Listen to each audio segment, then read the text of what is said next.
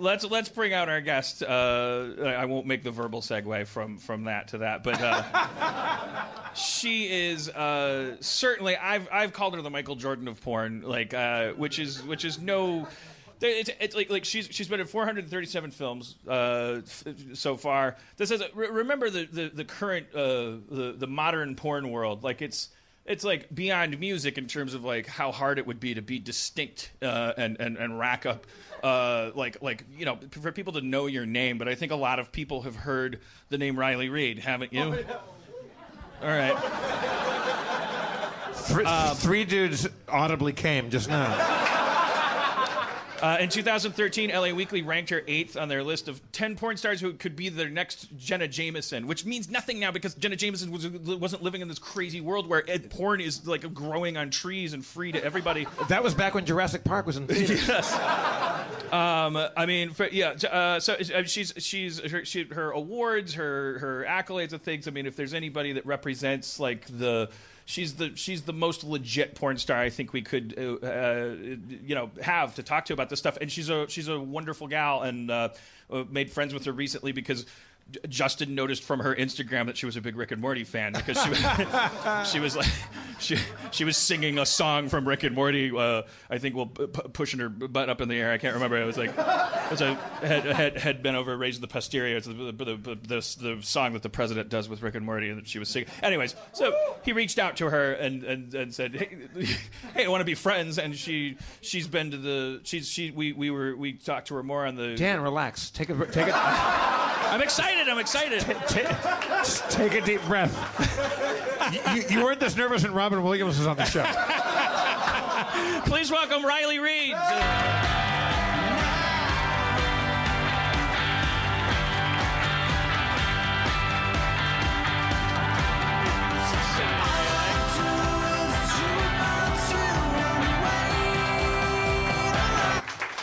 Can I get you a drink? Would you like another vodka on the rocks? I'm still drinking my current one, but thank you. Yep. I'm a gracious host. So, Riley, is that true? Were you singing a Rick and Morty song during one of your films? It wasn't during one of my films. It was just like a recording on my Instagram video. Oh, okay. Where I was like, head, bend over, raise the posterior. Yeah. You know, so, yeah. I'm like definitely probably the #1 Rick and Morty fan, so. Nice. All right, so I've got like my limited edition jacket right here. Oh shit, you got one of those. Number 15. Okay. Yeah, I got number 2. Well, you should have it. Nah, he does the voices.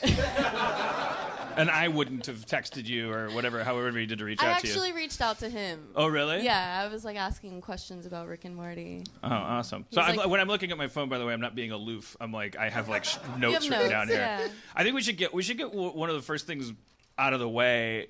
Actually, well, let's save it. Let's put a pin in the Prop 60 thing, because the stuff you were telling me backstage is like it's really important. You're seeing these ads already tonight during the debates about this Prop 60 thing.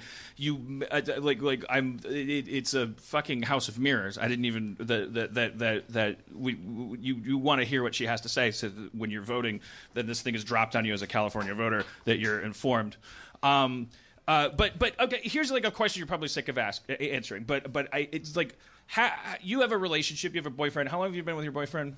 We've been together over a year. But even aside from that, that's not even related. But like, how is porn sex different from the sex you have off camera? Is there Well, it's totally different, one, because there's more people in the room than one-on-one sex. But, I mean, it's also the intimate connection, you know, because we're so in love and whatnot. So that's, like, a totally different realm than when I'm, like, having sex with somebody on camera. It's, like, more of a grotesque, like, I'm just going to fuck you and then work with you again maybe a couple weeks later or something.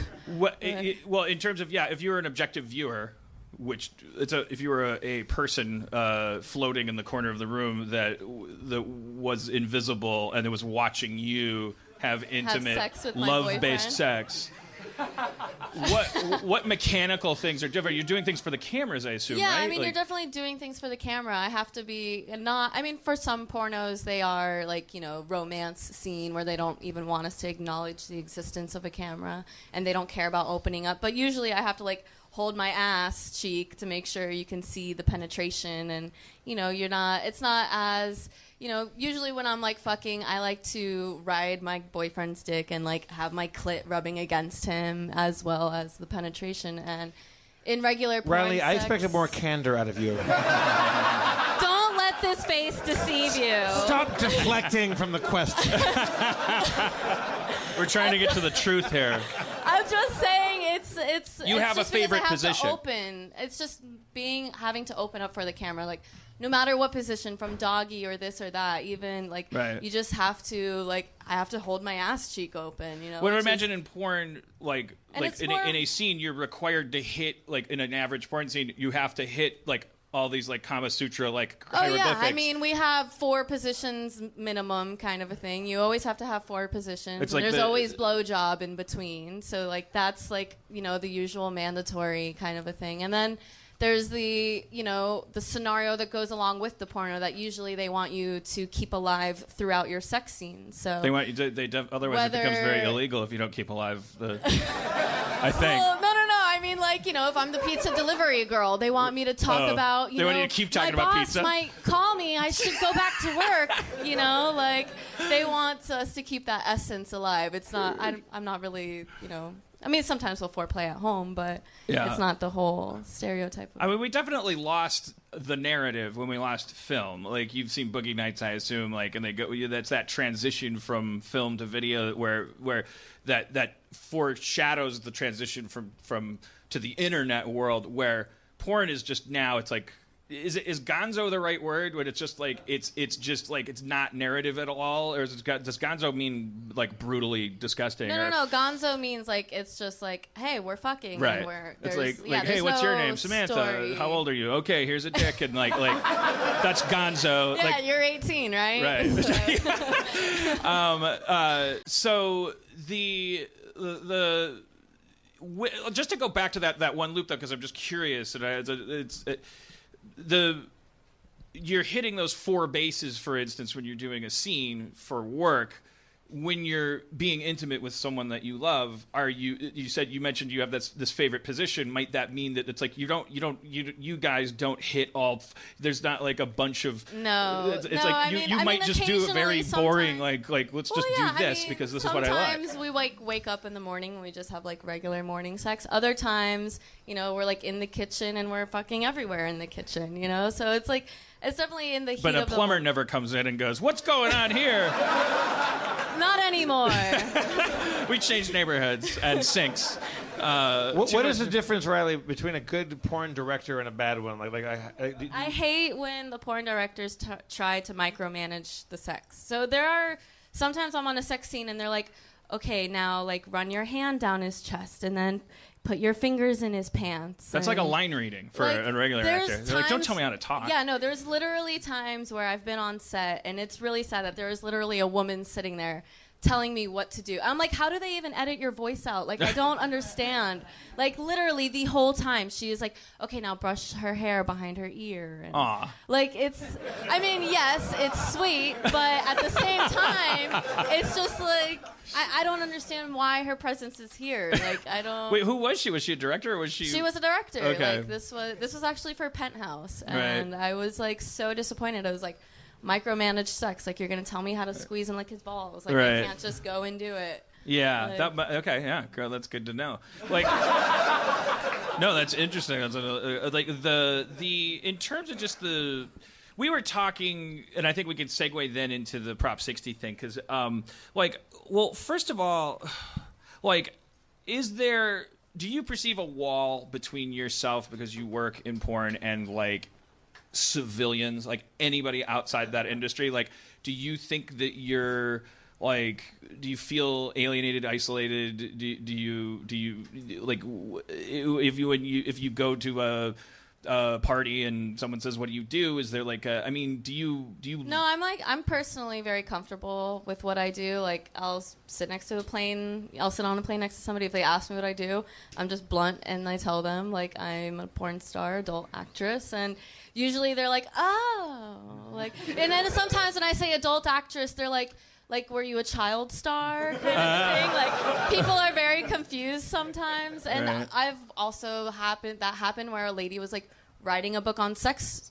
workers. So she was like, oh, my God, like, can I ask you a million questions? Right. You know, like, but I'm very comfortable personally, so I don't usually have any, like, weird issues with that. But I do get recognized a lot. I do have a lot of people, like, know. You're extremely recognizable. That's the other part of the question is, like, how safe do you feel? Because podcasting, like, it's not really safe. Sometimes I feel like it's not fair because they have an advantage where I can't give the first impression of myself. They already have the impression of who I am. So it's like an unfair advantage because, like, I have no idea who you are, but you guys have seen my asshole. Right. You know, like, so it's kind of like not fair, but it's also very interesting. Well, and it's tonight, also... Riley, we have a special gift for you. We're gonna make everybody here show you their asshole. Yes, please. I hope you too, man. We have to have a custodian of records go through first and collect birth certificates. And then... I should tell you something about the chocolates I handed out before the show. They're filled with tape head cleaner. Do you know about that thing, or are you too young? The tape head cleaner is like nitrate. an anal dilator. It's like, amyl nitrate. Like it dilates your popper. sphincter. Oh, I've heard of poppers. VHS tape head cleaner. If you huff it, it makes your butthole get nice I've and heard of ready for poppers. It like relaxes you or something. It also gets you high, but also it relaxes your butthole. Yes. I've definitely heard of those. Well, so how what? I would think, though, stalking is what I'm talking about. Like, so you like, we have a twisted relationship with sex and the sex industry in this country. We have a twisted relationship with fame. We have a twisted relationship with media, fantasy. Like, we don't have our, I don't know. I'm not saying there's some other country where it's like where they've achieved it, but I'm just saying, like, I would, if you told me that you get frightened for your life 7 times a day, I wouldn't be shocked. But I don't know. I fans don't. think they know you. Fans like. I mean, definitely. Like, some fans really think they know me. I've never had like a stalker. I've never had to like put a restraining order on somebody. Yeah, luckily, thank God. Have you ever met Donald Trump? Thank God, no, and I don't plan on it. I mean, yeah, you might get the actual amount of negative or unwanted attention that anybody would get, like being a good-looking woman. Like you might just get that anyway, right? Well, then you compound that with. But I mean, I get a lot of emails. Like, I'll get some crazy emails from like some fans who like they'll start off the email talking about how much they love me, and then it's like, and I hate you so much, and then I also love you, and I hope I never talk to you again. And then they'll email me 2 days later. Right. Like, when I imagine there's again, Riley, I told you I was sorry about this. Sometimes there's I get probably drunk. a lot of confusion there because there's no culture, there's no custom to set the boundaries. Yeah, there's they no don't so yeah, they have an intimate knowledge of you that you don't have of them, and people feel a weird emotional connection with actors that don't show everything and do everything. So yeah, you're getting a whole That's different the thing. Like, order, podcasting itself, is you listen to somebody for 2 hours a week every week for a couple of years. It's like I don't think it's. I'm not shocked at all when I run into people. I'm very lucky with the people that like listen to, but it's definite, and I have that relationship with people that I listen to on podcasts. Like I run into somebody that I listen to a lot, and I'm like, I know this person, I own this person a little bit. There's like I know who they are. Like you said, there's an advantage there. So I just like, but I guess that's the end of the conversation because it's very uplifting news that you're like, no, you've never filed a single restraining order. Like kind of says it all. Like it's not as bad as I would think. Usually my fans are really neighborly. Like if I see them, they're just like, yo, Riley Reid, like they're super chill. There also might be another. I mean, I'm guessing this, but I'm probably wrong. But like people have seen and know so much about you physically and and intimately that there's really like. Like they've already got the answer to all those questions. like. Yeah, I mean that's something to be said for. I mean, do you have an opinion about that in general? You were a psychology major in college, weren't you? Very briefly, but yes. I dropped out before the end of my freshman year. I was going to be a psych minor, but that means nothing when you're a freshman. So yeah, ditto. But you have an interest in this shit ostensibly. Like, what do you have an opinion about like our relationship on a national level? with pornography? Like, what is going on there? I mean, I think that just goes on like a personal intelligence level, you know, with somebody who's able to distinguish the difference that this is fantasy and this is this person's job. And, you know, when people choose to believe that the bang bus is real, like they're allowing themselves to be manipulated by society. Wait, I'm going to stop you right there.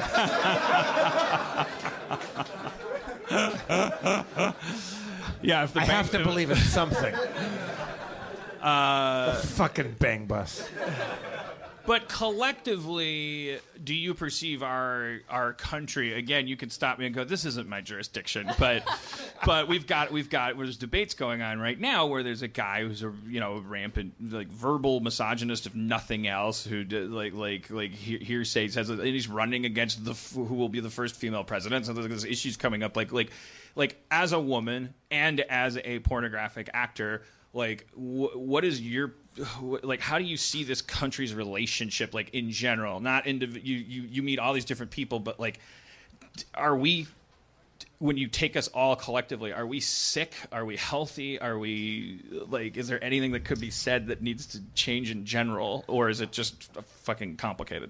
Well, I mean, I know one thing is that we currently, like, the most popular taboo is no longer incest, which was definitely a thing for a while where, you know, the most popular porn. I took a break from my search engine probably contributed to that a lot. Big part of that. What is now the number one taboo? I don't know what it was. I don't know what it is. I think it might be tranny porn, but it was for a very long time incest porn. Huh. So that says a lot for you. Like right Pornhub, Pornhub has like been mainstreamifying porn a little bit. Like they somewhat consciously, somewhat just indirect result of it being a porn hub. But they issue like these press releases and go like they'll do little funny things on April Fool's Day. They'll go like, oh, it's St. Patrick's Day. Here's how many people search for leprechaun porn. Which I always thought it was a very positive thing because it's like they're acknowledging, just as like the what's his face Kinsey did, like that was the part of that story, was like it was about revealing to everybody that their relationship with sex was simultaneously private and therefore a beautiful snowflake, but also shared by everybody. Everybody's a freak. Everybody's coming and going and like and it's okay. It's like it's I like don't think there's anything wrong with porn. I don't think it's wrong. Well, I wouldn't expect you to say that. Yeah, but no, yeah. I mean, well, but I mean like our attitude towards it. I think I feel like we're really fucked up about it, and that one of the things that we do and get away with because we're fucked up about it is we treat your industry as if it's like, I don't know, it's like, it's definitely shunned upon, like my and industry. therefore it's like the danger of that is like, well, if we value people and if our taboos about porn have to do with like caring about people, then like it's like we built this wall around this thing that we go like, oh, that's a toilet, because that's where I go every night. Yeah. I'm totally, to a lot of people, like I have like no meaning of life to them. Like they're like, oh, you're a porn star? Like exactly. Like I am a toilet to them. Like they say that I lose all, I can't think of the right word I want to say, but like, I'm just like no longer equal. They're right. Like, you have no rights, like. I hope this doesn't offend you, but I heard a story. I was talking about you with Justin during Comic-Con. We were just seeing you on the yacht. The Game of Thrones people invaded, and they didn't invade. We wanted them there. They just seem like they're always invading. I mean, they're so medieval. But I was just mentioning, oh, she seems so nice, and I asked her if she'd be on the podcast. And I heard a story like third hand through him about you being at a party and like somebody just kind of like as a casual matter of fact, like just somebody not from the industry, somebody that didn't know you, but somebody that was at a party with you, just kind of like saying things and treating you in ways that sort of implied that you were down for whatever because of what you did for a living. Oh yeah, I definitely have a lot of people who automatically assume that like I'm the world's biggest slut and I'm just gonna suck their dick right there, Because if you do it when you're working, then I mean, I do it for a hobby. Let's integrate worlds. Dan, that was very brave of you to admit that. That I do it for a hobby? Yeah. That's what I mean. I wanted to, just like, I mean, I think our attitude just in general, like, and I'm sure this is going to change over time. People, I think, just automatically assume that I'm like this crazy sex freak. You know, it's just like, even though they might be way hornier and freakier than I am, they just automatically assume because I do it on camera and, you know, maybe just I have more confidence with it, they automatically assume that I am, like, a freaky person. Like, I have people who, like, randomly tell me, I, like, tell them I'm a porn star, and they're like, oh, I was, like, raped once. Right. And I'm like, I don't know how this is associating. I don't know how to respond to you. Like, I'm just a sex worker, but... I have a question, Riley. Like, you hear stories, like, I mean, I'm a crap actor, and I do failed TV shows for a living. But there's times, like, it can be something big on camera, like a big network thing, or a small thing that we do for Channel 101, like our little friends make videos. Our little friends, our actual awesome friends. And you'll come home after, like, shooting something that was either well paid or not paid, and you feel this great sense of, like, oh, wow, that was really good. Like, I did good work today.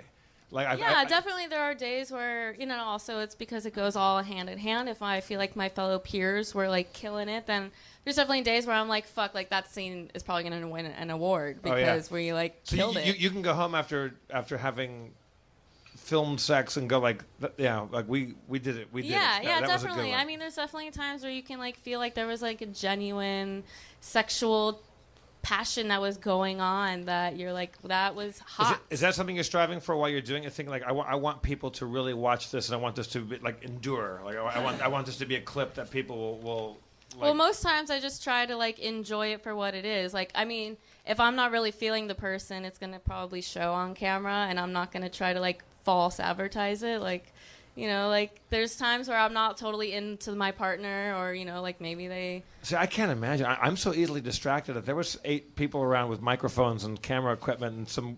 Well, that's also a really erotic part of it, too, that there's, you know, a guy holding a boomstick the whole time, and I'm like, you're just watching me slob on this knob, you know? Like, so, like, there's other parts to it. If maybe I'm not totally into, like, the person I'm fucking, I'm like...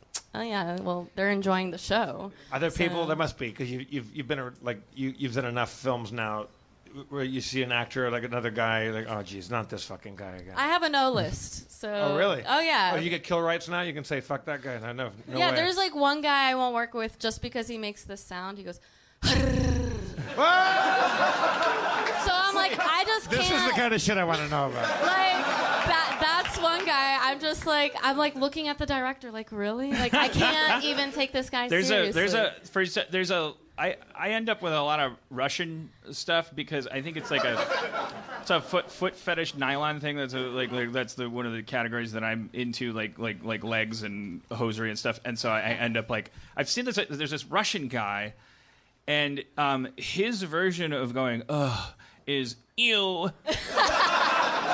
And I can't, like, I'm just like, pants around my ankles, just ready to go, Saturday night.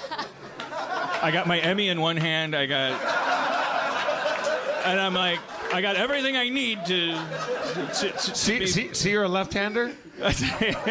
And then he's just like, ew. And it's like, well, it's like, they might have like a foot in his face when he's saying that. I'm like, well, that's what you're supposed to say when someone puts a foot in your face. That's not what you're supposed to say. Anyways, but you glossed over something that I think is kind of like, this is just this is the big bug zapper in the room. Like when people find out you're in this field, like the association of that, real or imagined, with trauma, like okay, so like that is something that people leap to. Something bad happened to you, yeah, people ask my dad when my dad's like, yeah, my daughter's a porn star. When it comes up, they are automatically like, did you do something to her?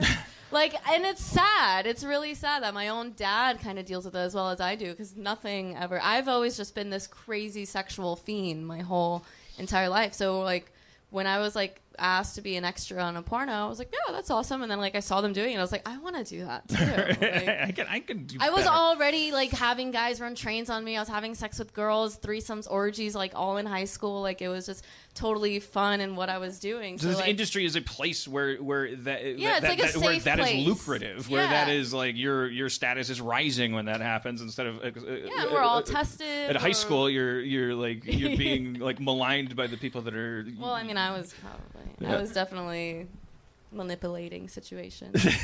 you were the Scarface of your high school because you had the goods. But speaking of which, like you're like but would you say? I mean, so would you when you look at your childhood, because it's your Wikipedia says you were moved around a lot. You're from Florida. Those are 2 warning signs. Those are red flags. Sorry, Florida. But I mean, just like relative to everybody in this room, would you say squeaky clean, kind of like trauma-free childhood? Is that what you're saying, or is it like? I mean, it was like I didn't really have trauma necessarily. I mean, like I lived a normal, like middle class, if not like slightly lower kind of life. Like, I mean, my parents were divorced and both remarried, but like no like real trauma. Like, everything was totally chill in my family. Like, I think I was pretty normal. Yeah. My mom was super open. I would tell her when I was going to do like acid and shrooms. I'm like, all right, Mom, just so you know, like. What is the like? I've met a couple people just like, over time, like just living in town here, like people that have worked like as producers, and the 2 people that I know that were in it were like really sleazy. Like what's the industry like? Like in terms of the people that create it, direct it, run the websites. Is it a fun industry to be in, or are there a lot of creeps, or what is it? I personally would consider it more fun, but I mean, there's definitely like the sleazy kind of creepy people, but I've like kind of worked my way past and through all of that. And now you get to pick and choose. You're a yeah, status now. Yeah, and also like with the agency that I work with and everything, like he only goes through. Like I started off with a different agency who like sent me once to Seattle, which I was like, this guy just has a camcorder. Like this is definitely not a porno shoot. Yeah, so let's talk about that for a second, like how it's structured, because most of us are just like it's anybody's guess. You have an agent. He works for an agency. Yeah, he runs his agency. He's like Mark Spiegler. And so he gets all the gigs come through him. He calls you and says like, okay, double anal on the 13th or whatever. Double anal? Is there such a thing as double anal? There is definitely double, triple, and more. It's actually bad luck to do it on the 13th. I don't do double anal. And then and you have stuff that you don't do. Then there's the guy, and it's like whatever. And then there's a price. And it's like, is it still the case as it was in the 90s? I mean, it was always like the women run the industry, or that was maybe our overcompensatory like sort of like statement, because the women get paid more, and the women do have like kill rights on scenes. Like the guy, if a woman says I don't work with that guy is like a significant part of his career is kind of fucked. Like especially if the woman is you. And so like even though. But I think back then, even though that was being said about the women that were in these scenes, the hierarchy was still probably male-dominated. But now, is that different? Because you're your own boss, basically. Like, you have your own website. You produce. You told me you edit your own stuff. And when I marveled at that, you're like, well, it's porn editing. Like, I could be a pretty bad editor and still be a great porn editor. But it's still like pretty cool to imagine you with headphones, and because I'm assuming you have neighbors, and then you're like got the. Do you use Final Cut or Avid or what? I use Adobe. Adobe, like Premiere. You ever take it over into After Effects? Just throw some lasers in there. Not yet. I did just do this pretty fun like Halloween thing, but no, nothing to that extent. But you're producing your own stuff, so and your website, readmylips.com. Yeah. Very clever. Thank you. That's like your like. I bet most people who have seen your face and heard your name, it's probably like Pornhub is becoming like this thing. That's got to be like an ally and an enemy to you, right? For sure. I mean, I definitely am very fond of them because I do think that they help my career a lot. Like, especially I've not for the last couple years, I haven't been less than rated number 4. In the last couple months, I've always been the rated number 1 porn star on Pornhub. So that automatically just comes up a lot. And currently, I have like this program with them where if I upload my videos, then I get some money based on like ad views or whatever. So I have like, but I don't put any of like my super sex stuff that's like on my website. It'll be like me washing the dishes naked or something, and that has like almost 1 million views. So well, because I've always said this about like the no one knows how to monetize the internet except the porn industry has always been able to, because the porn industry kind of runs on. I mean, we're advancements of everything. Right, that's true. Technology too, right? VR and everything. Like the sex dolls. I just did VR and had boobs. Like porn will one day free us from everything. Like it will advance us in ways we didn't know. I was like, oh, that's a nice boobs. Like, and they're mine. Yeah, I mean, I just had this one sex toy that was molded after me that will now be able to. Like, it'll have memory of, like, what makes you ejaculate. Oh, God. And, yeah, it's supposed to be called the perfect fuck, and it'll also be self-lubricating. It'll, like, this sounds like the cold open of a dystopian. Yeah. So this is like the Ed 209. Like, ladies and gentlemen. You will no longer have to get married. So. See, they tried to make one sex toy based on me, but the shipping costs were too big.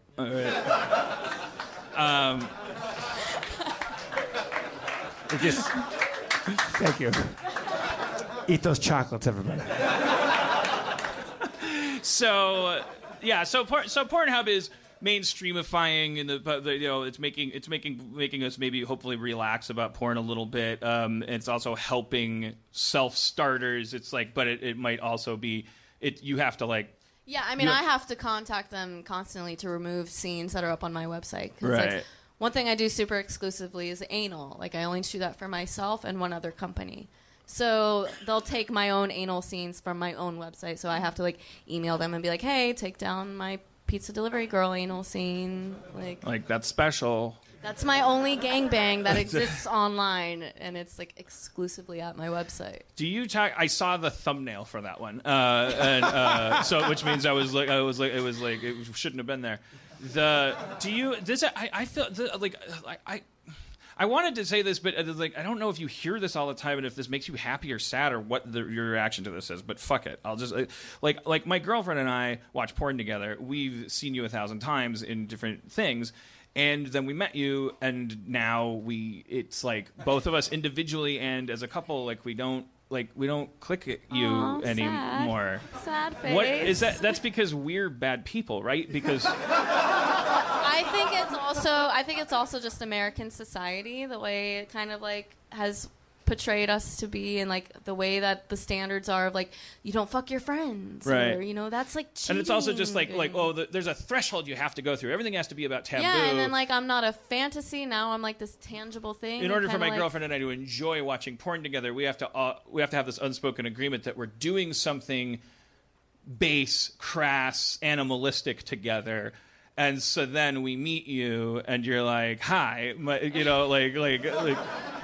can I borrow a cup of sugar or whatever? And I'm afraid Trump's going to get elected too. And look, there's Game of Thrones people, and it's like, and then yeah, and it's like I guess it's just that sort of typifies that border, which I don't think will but it doesn't bum you out, like it doesn't make you.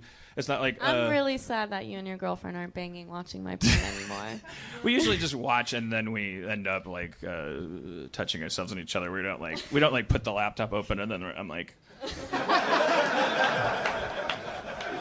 we're both watching. Do you want to try that? No. But what out of all these categories? Then we'll get to the Prop 60 thing. But out of all there's all the categories. It's sort of funny how porn is so like it's the internet, how it's like regimented sexuality. But that also I think is a step towards. It's like you can mark your your transition, if you were to become curious about bisexuality, you could like drift in categories and tag clouds and things, and you could kind of like, it's more supervisable and curatable by the person's own discretion. But what these categories that all exist, like, are there ones that are your favorites not because they cause, or maybe it's because they cause the most pleasure, or maybe it's because they're the easiest for the most money or whatever? Like, what are, if your agent calls and says, I got a boom boom boing and a boom ba doom doom, which one makes you go fucking sweet? Like I want more of those. Well, I definitely love like blowjob scenes because usually those are like in and out in 2 hours, and so that's like really nice. Quick. I mean, it's not all too. There's a lot of prep time. There's like, an hour's worth of makeup, in the makeup chair kind of a thing. I knew those dicks were fake. They're impossible. So it's like, and there's a lot of porn that's just straight up blowjobs. Yeah, there's like certain scenes that I hate working for, which Reality Kings is like, I love them, but I also hate because a lot of their stuff is like, they're not even shooting sex the whole time. They're shooting ad shots, which are like, those little GIFs on the side of Pornhub, basically. That is like, the obvious fucking, even though like you can see over the counter, but you're, it's supposed to be like relative. So like that guy technically doesn't see, even though he's like under the desk eating her pussy or whatever the fuck. Yeah. So like there's like a lot of that where we'll spend so much time just shooting like these ad-based shots where it's just like over and over like these 30-second clips, and they're like want so many of them, and it's like we're not even doing sex things, or I hate VR porn because like that's like I'm supposed to be like making out with the camera, so like now I'm like having sex with like a camera, like literally if this is the camera they want me to go. I saw a VR one. I just got my Vive system, so I saw a VR one with you in it. It's you're a bridesmaid with another. Oh yeah, Mia Malkova. And then all VR porn right now is just a point of view video of sometimes. Yeah, it's like sometimes POV. the guy. Well, no, all the time the guy's like legs and dick are just like below frame, and then there's just like women coming in and going, "What are you doing?" What do you think that dick is important? All right, let's see what's going on. This because the guy can't do anything, or you'll get seasick. Like he can't like get up and start.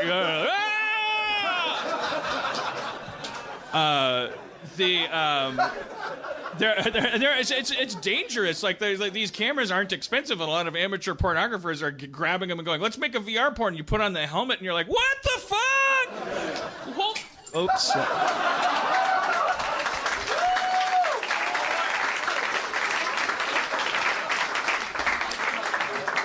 That was the new glass that Jane kickstarted for me, and no, tell me no. No. Jesus Christ. Riley, do you watch porn? Porn is there porn that you consume? That's a good question. He's a good interviewer. Now, I never would have thought to answer that. It's like your therapist has a therapist. Yeah, I only watch anime porn. Anime porn. Yeah, awesome. So like that's what I like to, which is what I used to like before porn. I didn't like watching boy on girl sex. To me, like the penis on camera kind of looked weird. So I would watch lesbian sex or anime porn. What's the allure of anime porn for you? I think that it's just like ultimately super fantasy, and also now that I know most of the performers, it kind of makes it different. So is I'll it watch. Because you're too critical? Because I can only watch British comedy. Yeah, I mean, I think so, and like sometimes even that doesn't do it for me. Sometimes I just have to look at pictures, and it's like just the picture alone is enough because I can create my whole own imaginary entity. Yeah, because I can't watch New Girl because I'm like, I know Heather, Merriweather. I don't know her, obviously. I don't know her fucking name. Liz Merriweather, and I'm like I've met her and I respect her, and she and then so I can't watch New Girl because like if they do a joke and then it goes to commercial, I'm like that's an act break, and then I'm like you're a dick, and like it's too much. I spend too much time all day obsessing over these things. I can't just watch like Parks and Rec like usually and like without like being drawn into conflicting voices in my head. Well, yeah, and if I'm with a girlfriend or something, they inevitably just get the impression that I'm like this fucking asshole. So like like I'm super picky about my blowjobs. So if you're watching a bad blowjob, if Faye Reagan is like hacking it up on the if you're just making the sounds, and I'm just like you're not even doing anything. Like I'm just Riley or anybody here, has anybody done porn star karaoke at Sardo's? up in the valley? No. There is a karaoke place. There's a hand being raised over there. Oh yeah, you've done it. We have done porn star karaoke. We are not porn stars, but we have done porn star. Right. Is it monthly or weekly or what is it? Weekly. Yeah, I went there once. Sardo's is like on Pass, right? Yeah. In Burbank, like your first date. Our first date. Wow, you know how to treat a lady. I love that. That's my wife. Sorry. I just moved to the Catskills. Near Warner Brothers, there's a place called Sardo's. They do karaoke, but weekly there is porn star karaoke. And I went there once, did not know that. My friends invited me, and I was like, what the fuck? That's Stephanie Swift. Like, that's somebody like I knew, like, and like there's people that like you kind of vaguely recognize because, you know, I've seen porn. And they get up there. Here's the thing about porn star karaoke. Competitive as shit. They're not having fun. They're actually trying to win karaoke. And on the tables at Sardo's, this is true, there's little slips of paper. And I haven't been there. This has got to be 8 years ago or so. Little slips of paper on each table that said, hey, respect our neighbors. Don't fuck on their lawns or in their backyards. Because apparently the porn stars were getting out, like doing karaoke and then banging on the nearby private property. And they actually had to tell them... I can't believe he did Devil in Blue Jeans. He knows that's mine. Yes, I do Black Velvet. They have to be uptight about something, so they funnel it into like something that's...